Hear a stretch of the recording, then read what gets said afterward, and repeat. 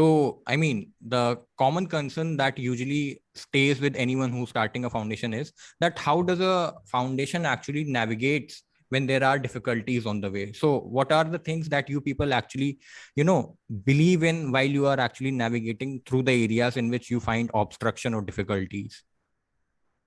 Um, can you repeat, like, as in, like, do you mean like obstacles where we are experiencing those like, obstacles, Yeah, or yeah. like how are we navigating those? What are those specific obstructions that you, while you are running a foundation, you actually face on the first place? It can be in any aspect. It Okay, can be in monetary terms. yeah, It can be in any terms. okay. Hmm. I think there are, personally for me, I feel like there are two Hmm. obstacles that I've Hmm. experienced. Hmm. One is trust, like even more than Trust. monetary, it's trust.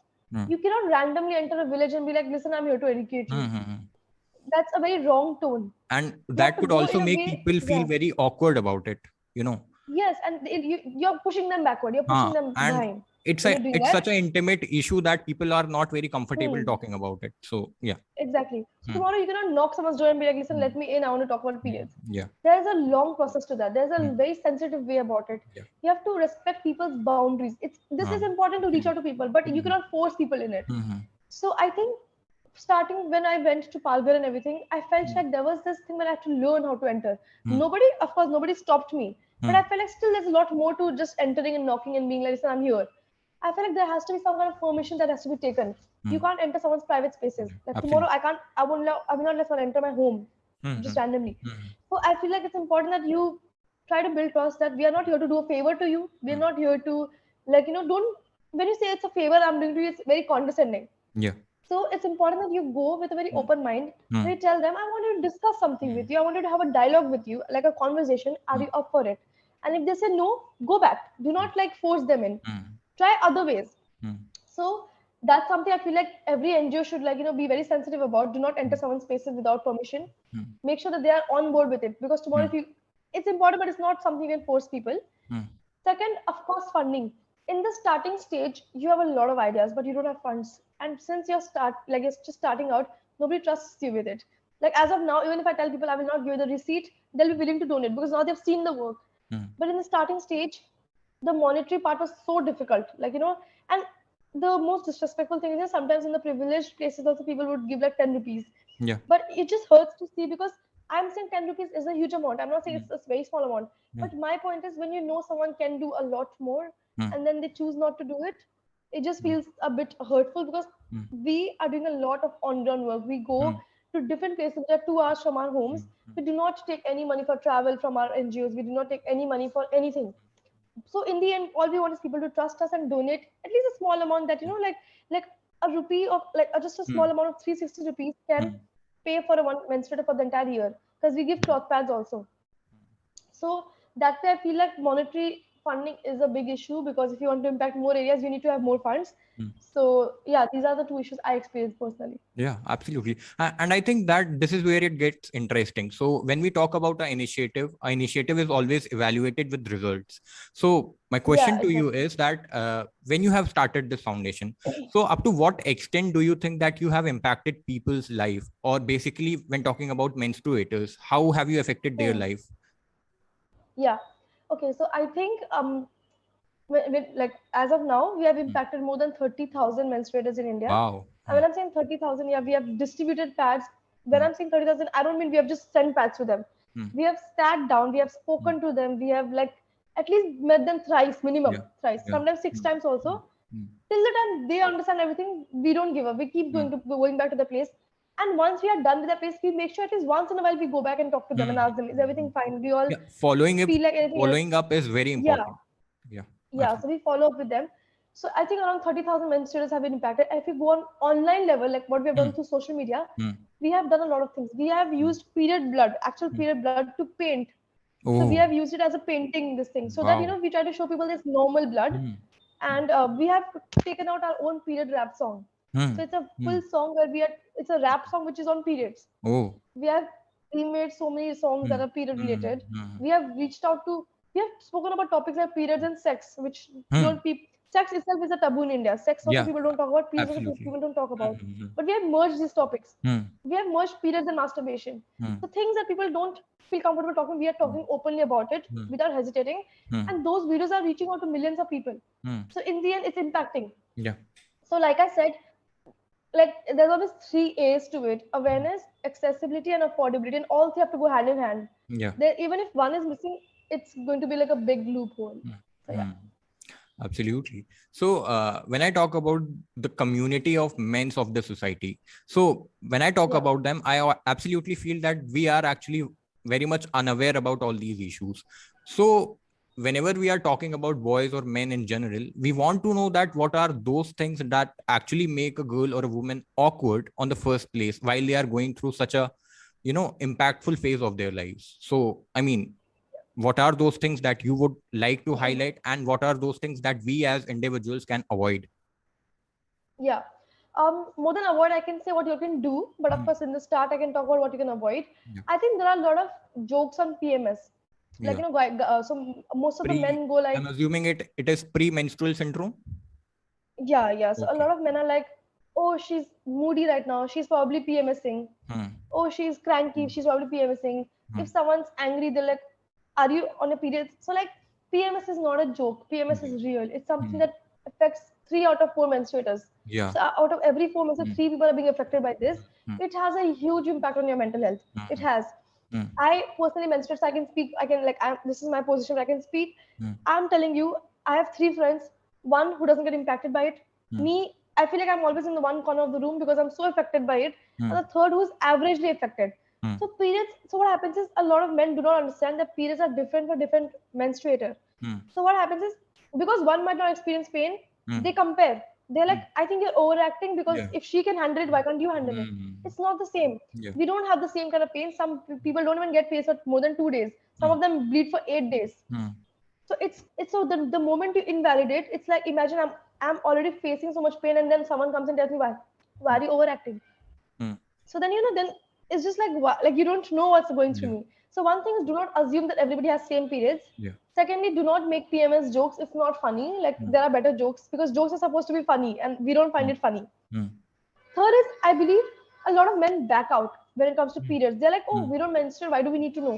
Yeah. I don't have cancer today. Do I not know about cancer? I do Hmm. not have AIDS. Do I not know about AIDS? Hmm. So it's not something that you need to know only just because you get it. Even Hmm. if you don't get it, you still need to know it. Sometimes, in some cases of emergency, tomorrow someone gets in your home, someone gets periods, and they're experiencing huge amount of pain. At Hmm. least you should know what kind of medicine can work. What kind of things can you do? Hmm. If hot water is available, hot water bag. At least be aware of the things you can do. Of course, I'm not saying you need to know so much about it, but at least you should know enough that if someone is in pain or if someone is in emergency situation, you should not be like, I do not know because I don't experience it. Yeah. So some things should be known regardless. Yeah. And also men need to understand that it's not a women's issue only, it's a Hmm. global issue. Yeah. Everybody's impacted by it. Hmm. Everybody in the end is impacted by it. So it's important that they treat it like its own. Hmm. So, as you highlighted that every 3 out of 4 women face this PMS syndrome. So, I mean, what are Hmm. the best coping mechanisms that has actually worked for the woman in the first place? How can they actually deal with it and make themselves feel better about it? Okay, so PMS no is something that you can't really do much about it, like because it's to do with your mood and it's your Hmm. hormones trying to change. But what you can do is you could just like for example, journal your feelings, like how you're feeling Hmm. right now. Like Yeah. instead of like ranting outside or like being You angry can at jot someone it else, down. vent out. Yeah, you can jot it down, write what you're Hmm. feeling, and just before your periods, it's always important. Like I personally have told people, if you can, of course, not everybody can, Hmm. make a period self-care kit Yeah. where you write things that can help you during a period. For example, in my self-care kit, Hmm. you will see like the food items that are healthy, Hmm. but also something that I like to eat. Yeah. So something healthy, something that I like to eat, Hmm. something like that, for example, period pain balm, Hmm. something, a medicine that will help you. Hmm. Hmm. There are medicines that have no side effect and do not need Hmm. prescription, so you can take those medicines. Hmm. Then you can put hot water back because that actually helps you a lot. So things that can help you, you should keep a kit ready with you. Hmm. So every time you get a period, just open the kit and see what can help you right now Hmm. instead of like in the end moment looking for it, because PMS is a lot to do with your mood and there's not much you can do about it. That's why a lot of people feel helpless, Hmm. but you could of course journal your feelings. Okay. So while I was researching about this particular episode, so I went through your page, I went through the Paddling Foundation page. So there was something that I found very intriguing, and that was school sanitation project and why it Yeah, should be regulated very often in the rural area. So I want you to describe yeah. that what is school sanitation project and why it should be regulated more often in the rural areas. Okay. So school sanitation projects are very different. Okay. So as in like it can every every school can have its own sanitation project, Hmm. and it can have its own aim and mission and goals. But we'll talk about some general ones. Okay, like Okay. something that almost all the Hmm. schools will have. Hmm. So what happens is the project aims to use school sanitation as a pathway Hmm. to build sustainable hygiene practices Hmm. in the larger community. Hmm. So like things that are sustainable, Hmm. things that are like not just for temporary use. Hmm. So what happens is there are selection of schools through an assessment of the Hmm. existing infrastructure. Hmm. Okay, so there'll be assessment because of your infrastructure. Hmm. Toilets to student ratio. Now, for example, if there are 10 students, how many toilets are there for 10 students? Hmm. If there are 100 students, how many toilets are there? So toilet to student ratio. Availability of drinking water. If there's enough drinking water. Hand washing stations, how many basins are there? Hmm. And waste disposal machines. Hmm. So like, okay, I'm you taking my pad, but where am I throwing the pad? Where can I throw my pad? Hmm. Okay, so these are some of the factors that schools are being assessed on. And once, if you don't fit in this criteria, of course, then you're chosen as a project school. Hmm. So where people come and do a project so that they Hmm. try to enhance these things. Hmm. So what happens is the location identification and finalization of this site is done by the management committee. Hmm. And after this, there are construction of model sanitation units and support and things that are needed to support the infrastructure Hmm. to maintain the standards. Hmm. So now what has happened is Swachh Bharat, so Hmm. Swachh Vidyalaya scheme has Hmm. started. Hmm. So they have given like a few criteria or like I can say standards that Hmm. schools have to maintain. And if they do not fit in those criteria, then they need to be enhancing it. Hmm. So this project enhances all these loopholes, I would say, or like the gap, Hmm. and they make sure that there's a lot of facilitation of water supply to these schools Hmm. because a lot of villages do not have the reservoirs and all connected to the rivers. Yeah. So they do not have a lot of water facilities, Hmm. but because of these standards, they have to match those standards. Hmm. So the projects are set up so that they can meet these criteria. Hmm. So this is what like a school sanitation project is. Okay. So something that I wanted to ask since this episode actually started. So if anyone wants to help you, if anyone wants to contribute in this association of yours, so how can they actually reach out to you? Okay. There are so many other ways you can help. I'll just tell you one way. If you feel like you don't have the monetary facility to help, but you still want to help, Hmm. you can volunteer with us. You Hmm. can join us. Hmm. So you can DM our page, the Padding Foundation. You can DM. You can reach out to us. You can mail us. Hmm. Just let us know what you're interested in, and we'll get back to you. Hmm. Secondly, monetary donation is very important. So if Yeah. you can Hmm. do both, you can volunteer and Hmm. donate. Hmm. We would love it if you could donate because even a small amount of 300 rupees will go a long way for someone. Hmm. So donate as much as you can.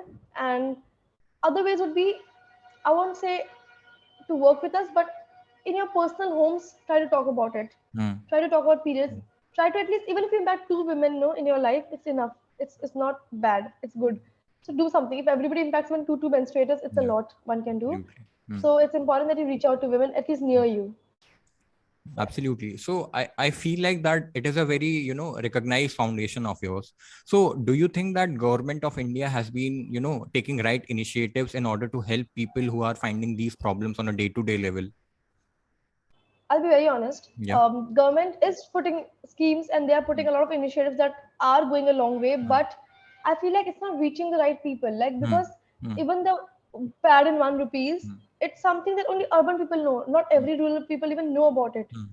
So I feel like there is initiative which is very good, Hmm. but it's not executed well. Hmm. So I feel like in terms of execution, they can do much better. Hmm. So if I have to ask you that, what sort of policies do you want that government should actually introduce that could help the menstruators on the first place? So anything that comes to your mind? Firstly would be compulsory vending machines in schools and Hmm. also proper waste Hmm. disposals because a lot of menstruators drop out from schools because of no facilities of this. Hmm. So directly some policy regarding this should be important. Hmm. Secondly, I feel like making education gender neutral in schools. Hmm. So like when you talk about periods, do not take women aside and talk only to them. Hmm. Take the entire class, talk to everyone about it. Do not Hmm. make it like a women's issue. Yeah. Make it like a global Hmm. issue. Hmm. So some like for example CBSE and like other education curriculums, it should be compulsory for schools to make it a compulsory thing for all students to attend it.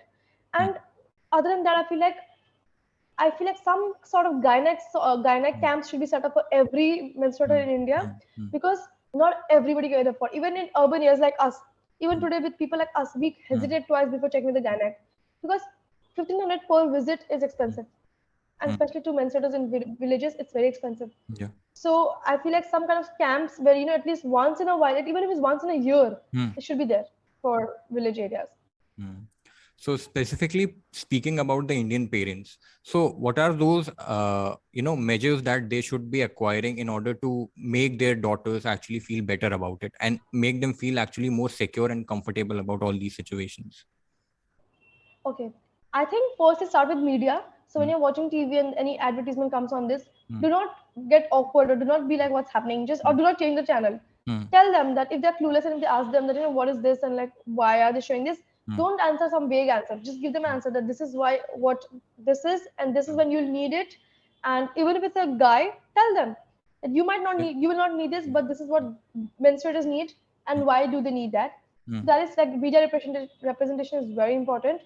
Secondly, I would say parents, especially like some families have only father and daughters. Yeah.